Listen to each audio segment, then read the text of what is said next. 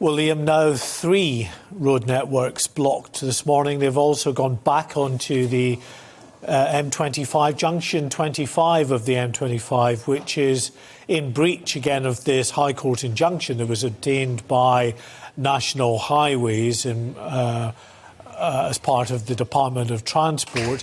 And they have clearly breached the M25 injunction before as well, junction 30. They were on earlier this week. So back around that orbital motorway, clearly taking the calculation that nothing much is going to happen to us. And in terms of a timely intervention, it doesn't appear that an awful lot is going to happen to them. Yes, they're being arrested when they block the M1, the M4 and the M25, as they've done today. And then they're being charged with likely criminal offences under the Road Traffic Act. But that will work its way through the court in good time.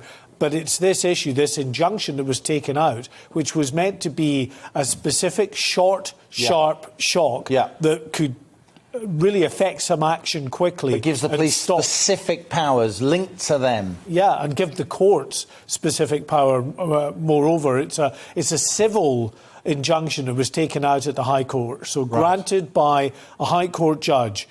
But now the process of actually taking the people that are in breach of that injunction, in other words, in contempt of court, in terms of the injunction handed down by the High Court judge, the process seems to be a bit drawn out, because what is going to have to happen, according to National Highways, who I spoke to just before coming on air with you, they have to go through a process of alerting and serving notice on those individuals who blocked the M25 in contravention of the injunction. This doesn't affect those on the M4 or the M1. There's no injunction there. It's only the M25, or indeed if they return to the roads around the port of Dover, there's an injunction there as well. They have to serve papers on them.